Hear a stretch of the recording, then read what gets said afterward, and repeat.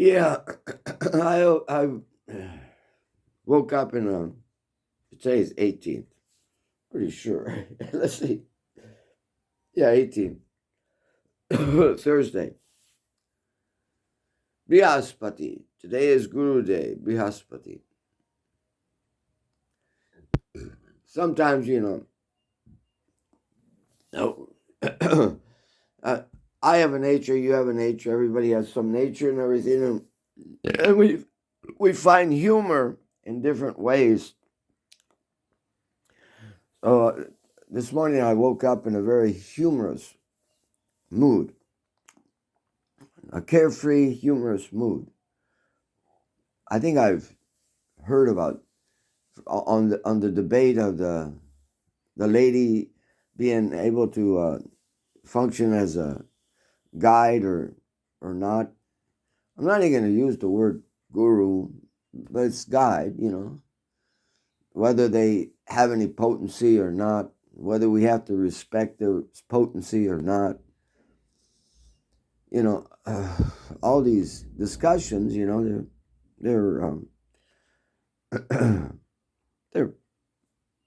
they're they're important, but sometimes it gets a little humorous. There is a person who is even using what do you call it, character defamation. Oh, you are part of a mafia. You're like the leader of the mafia, which is humorous. It's humorous.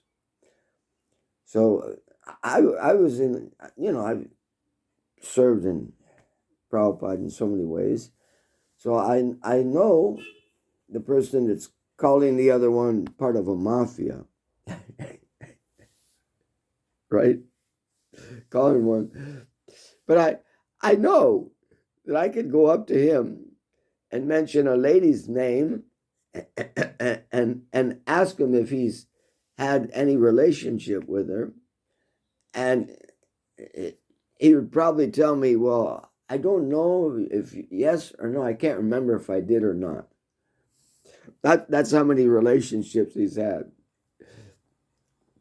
I was sitting in San Diego, and one of his disciples, that I could consider myself a disciple because I was under his care for so many years, and I'm glad I was. So I was sitting somewhere, and one of his disciples came up to me, and I was talking to him, and he was glorifying his guru. So I said, "Oh, okay. I should listen to his glorification to his guru." And he was telling me that they were in a program, and this personality is calling the other people mafias.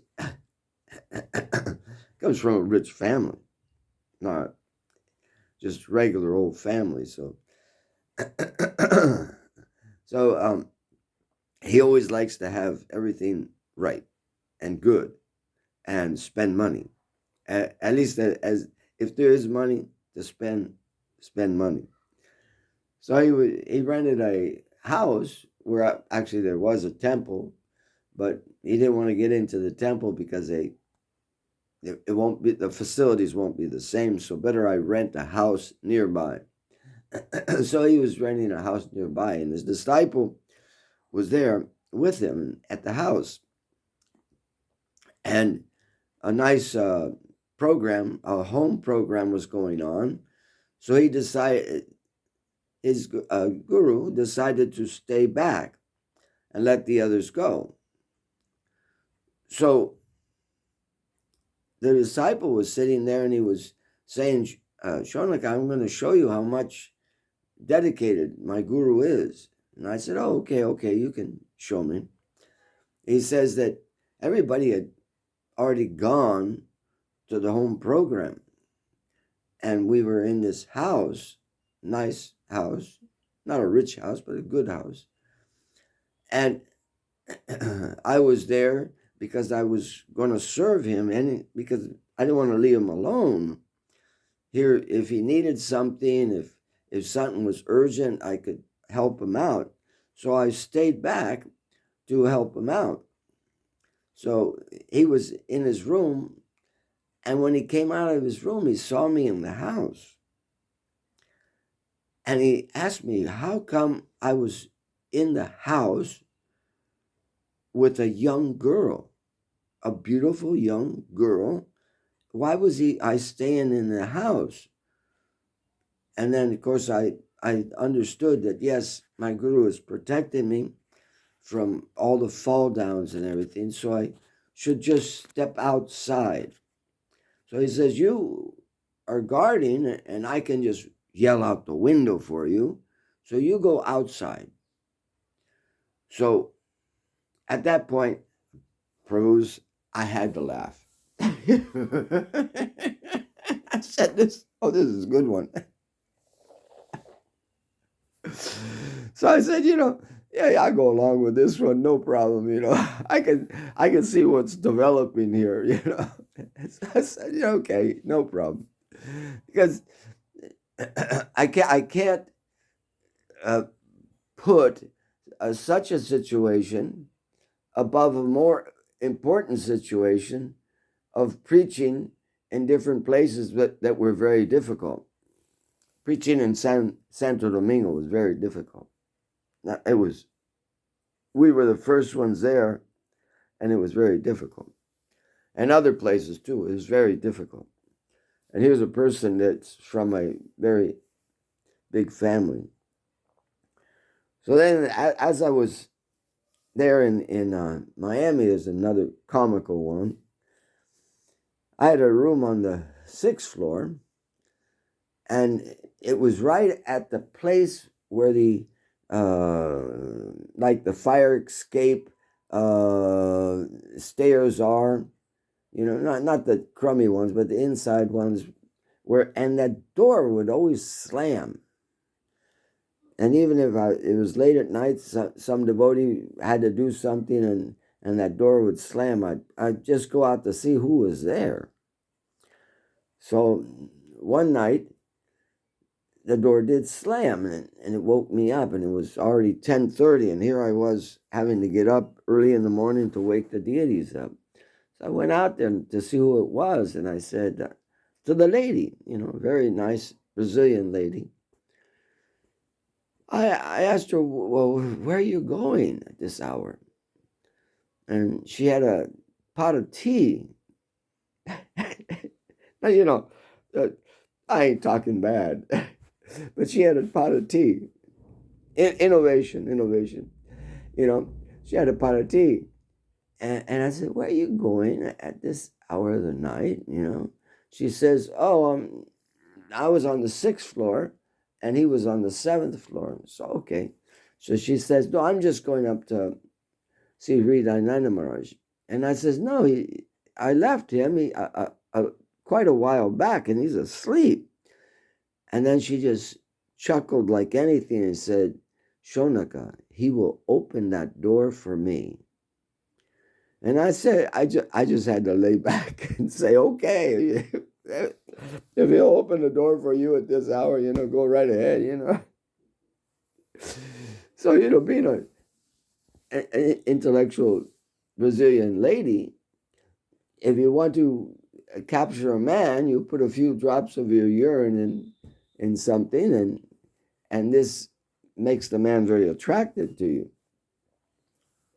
So I just said, he's looking for trouble, and he wants to look for trouble. So, I'm not going to get into that. I'm going to just stick with my puja and try to worship the deities, because I got my own problems.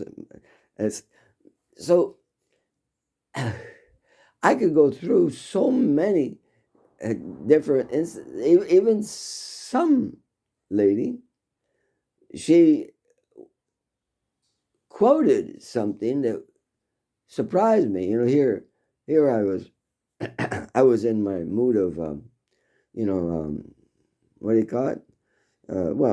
Sexual mood. And then she quoted an authority, She didn't give the name, but she quoted an authority, but she knew him very well. So she said that he told me that even when they're in sexual intercourse, he's never forgetting the Sankirtan movement of Chaitanya Mahaprabhu. So at that point, even back then, I, I thought that was so humorous that this person will go to such an extent. I got personal relationships, and I gonna get mad at him or anything. He's on the. We're both on the way out. We're just a few more years here. And you could think, oh, you're not defending the movement. Oh, you're not this, that, and the other. I said, I'm laughing because it's the only thing that's going to do anything. I'm laughing. I'm sitting here just laughing and laughing. And I think it's healthier to be in that mood. Okay, you can examine the different situations. And examine who's talking and everything. But when it comes down to it, we are very, very, very neophyte. We are very neophyte. We may know all these scriptures and everything, but we are very neophyte, not a little neophyte. We are very neophyte. And Prabhupada had to work with such people like us. So it actually just glorifies Srila Prabhupada so much more. So much more. Not just a little bit, but so much more. So, I'll make a comment about whether a girl can be a guru or not, But in essence, like I pointed out, in Satya Yuga, there was no need for the different divisions: Brahman, Kshatriya, Vaishya, Sudra. There was no real need at first for those different divisions. There may have been other problems and everything, but there's no need for that. After a while, the need came because of the degradation. But the degradation, we failed the test. We did. It's not that you come here from the spiritual world into the Kali Yuga. No, Krishna isn't like that. He's wanting you to come back as soon as possible. So he put you in a situation like in Satya Yuga. And as you fail, you go from a higher grade down to a lower grade,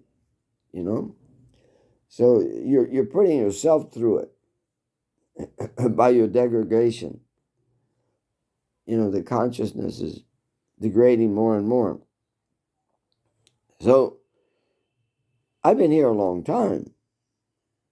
I've done a lot of things, So if I can just chant my rounds, if I can just do my Hare Krishna mantras, I'm satisfied.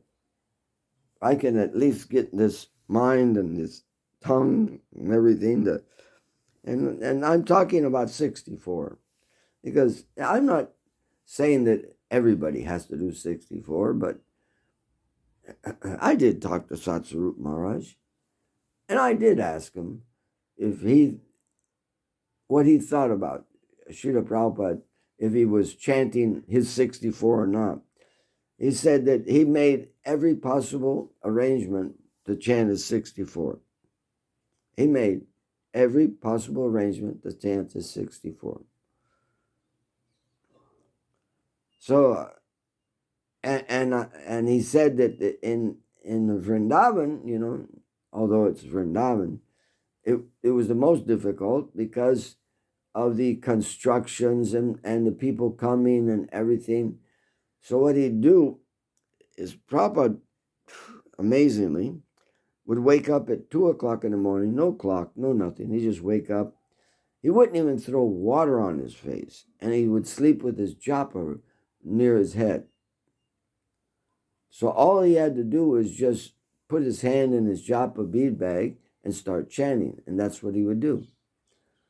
He would just wake up, put his beads on, and start chanting at 2 o'clock in the morning. And Satsarup Maharaj, he was a very observant person. He could see Prabhupada was finishing his rounds, but he wasn't able to hear him. So he told me that Prabhupada had different speeds of japa. And one was more internal japa. You know, we're supposed to get to that point where we're more internal with our japa. So that japa was more internal, and it was definitely faster because he only had a little bit more rounds to go that he would pick up during the day at 4 o'clock in the morning. So in 2 hours, he had chanted a significant part of his japa, a significant part of his vow to his guru of 64. When I heard that, I said, oh, at least I should make a try, you know, even with all the, offenses that I make during the day, at least I should make a try at it. So, just trying to struggle in this world. But I tell you, if you get too much serious about this stuff, it's not such a, great thing, is you get so serious about something, because you're not going to change us.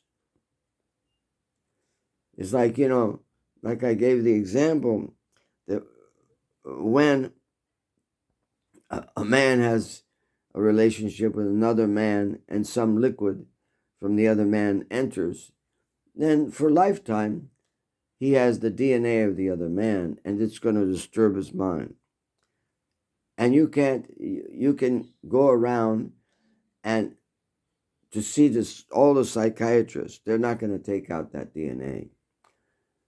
You can see all the medical people, they're not going to take out that DNA because it's of the same species, it's of the same gender, it's of the same everything of the body that it went into. So it's never going to come out. And it's accumulated there. So there's some things that you just have to put aside. This person cannot stop this. He can't stop it. Even though he tries the best he can't stop it. Because it's not going to get out of his mind, and it's not going to get out of his body. So I can give the example that Sudama Brahman, he was with Timothy Leary and everything, but he had relationships like that. And Prabhupada knew it. But Prabhupada loved Sudama Brahman. He knew how to distinguish. He knew how to work with a devotee and look for his good qualities. And just in the case of lesbianism and homosexuality, you just got to put it aside. You can't change it. Either you accept a person or you throw him away, but you're never going to change him. So one time, Sudama Brahma, he had left with 2 other men, tennis players, and he had left his position in Japan. So Prabhupada was there in Hawaii, and Sudam Brahman Maharaj, he came to visit Prabhupada in the right there with the devotees and everything. So when Sudama Brahman appeared at the door, of course not dressed as a sannyasi, when he appeared at the door, Prabhupada looked very happy. So here's my disciple, he's back. And then two leaders were on either side, and they made a comment against him. And then Prabhupada talked to or responded to one of the main leaders, and he said, "It is your fault. It is your fault, and I told you not to leave him alone in Japan because he can't control himself. And it's your fault." So that really wakes us up. Not only does he know our, debility, we can't even, but he can also understand that the wanting to stop. Prabhupada, we're not stopping some degradation in ourselves, but we can't. It's so difficult. So, but Prabhupada's accepting just the desire, the internal desire. That's the important part. Of course, it does disrupt the society and everything, but he's accepting the desire to want to stop. And Prabhupada says you're protected by the Guru unless you reject the Guru. So he's not going to give up. Prabhupada's not going to give up on his protection for us. He is always going to be there. So when I hear these debates and everything, I got to say it's a little humorous, Maybe the people in the middle of it and everything don't think it's so humorous and everything, but for me, it's a little humorous because you're debating with somebody that his characteristics, what he's done in the past, and he's not going to stop doing what he's doing, and you're taking it somewhat serious, what he's saying. So you're empowering the guy that's talking against you.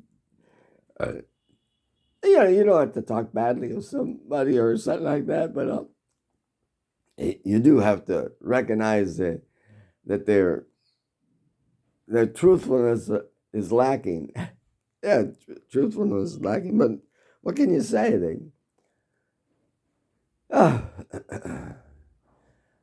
Just try to be like Prabhupada and accept that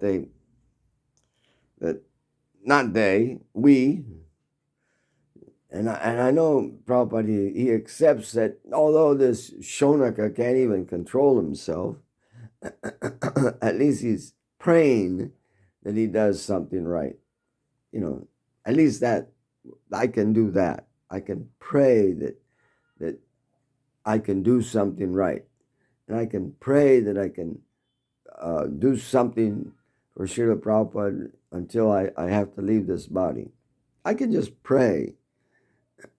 Whether I get the ability to stop all my degradation and everything, and I don't know.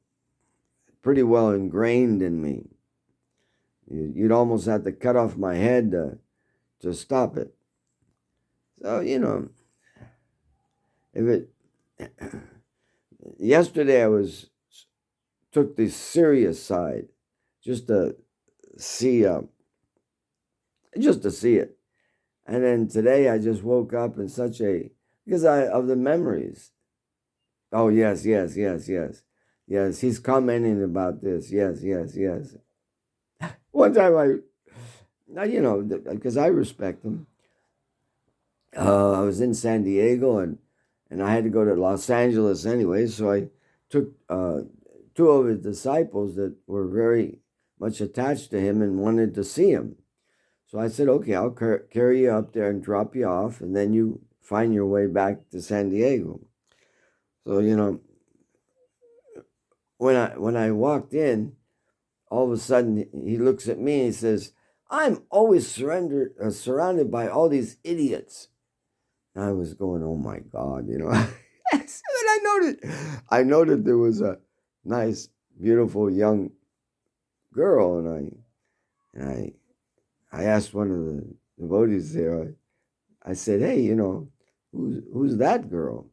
She says, oh, that's his personal secretary. I said, oh, that's really nice, personal secretary. Oh, okay, okay. So I had his email address, and I knew that he would allow his secretary to read the email address. So I said, okay, I'm going to see what's going on here. So I sent him a message, and I talking about the girl and what I think about the girl and what I think about him. And I may take some action on this. I wasn't going to take any action, but I just had to make a joke about it. So there was another person that was serving him at that time in Los Angeles. And I made a phone call. I sent the email out, and then, and so I said, okay, I'll give her a day. So then I called up and I asked the devotee, I says, oh, that girl that you pointed out to me, she's still there serving him? He says, no, for some reason, she just packed up her things and left, Sean. I don't know what's going on. So, so I could see, yeah.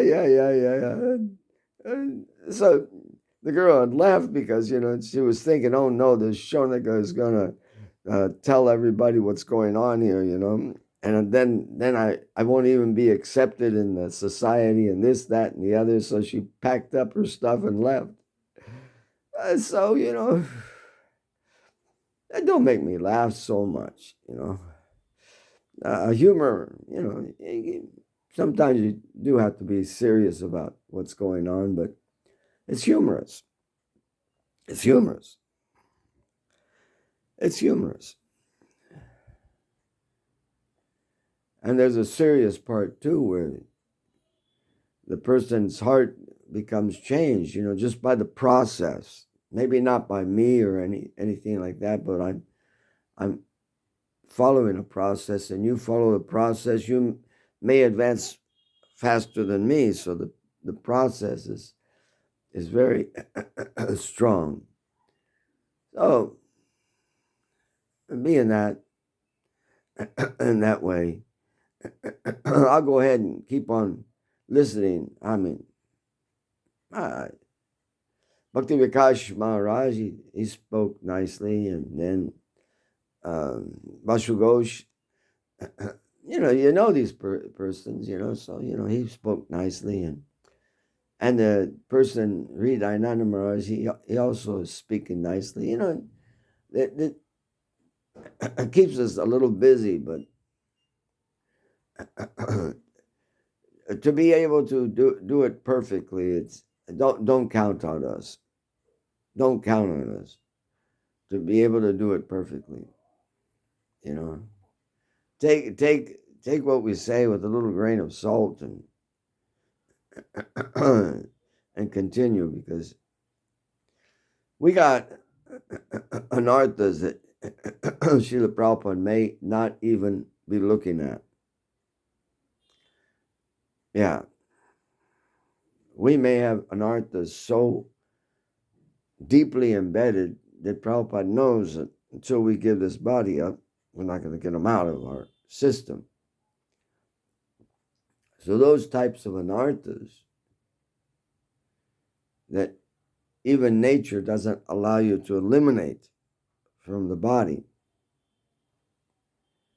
the guru can tell, and he gives like like when you're playing golf, you get some points. This one you can hit the ball so many times and you're still good. So I have anarthas that keep me back. but they're put aside. They're anarthas. They're not going to be able to be removed. You know, they're very, very, very, very deeply embedded. They're very much my character. They're very much my blood, my DNA. You'd almost have to take out all my blood and all my DNA and resituate me. So I'm not going to be put in a position where that has to be changed. You know, things that are unable to be changed, they're not going to be changed. Yeah, so you're just gonna have to put up with us because we're gonna keep on serving as much as we can with our narthas. And don't think that they're gonna be gone. I mean, I'm not saying allow our narthas to create trouble in the movement and everything, but don't think that we can actually take all our anarthas away. Not this lifetime. We'll get a chance next lifetime. I'm not going to give up on my japa. I'm not going to give up on my puja. I'm not going to give up on so many things. And listening to other devotees and opening the heart to them and everything. You know. Okay, I just leave it like that. And my comments aren't so much based strictly on Shastra. You know, not so much based on Shastra. But they're part of my being. They're part of my being. My infrastructure. My ethnic. My ethnic qualities. It's part of me. It's my life. So don't be surprised if they don't go away. Whereas somebody else may be able to give up their anarthas so easy. My anarthas are more difficult to give up. And just beware of my anarthas. They may create trouble for somebody. Yeah, they may create trouble for somebody. And I ask pardon. I don't want to create trouble for other devotees, but they may create trouble. My anarthas may create trouble in the lives of other devotees. Oh, thank you for, if you made it this far, thank you for listening. It's just a different angle of vision that it doesn't take a right, always doing right, always doing wrong, always saying right, always saying wrong. No, just an overview. Then open your heart up. Put your statement out, but put it out from in a loving way. We're a family, Put it out in a loving family way, not in a destructive way, but in a loving family way. Anyways, you got to put up with us until we leave here anyways. So, Jai Srila Prabhupada. Jai Prabhupada.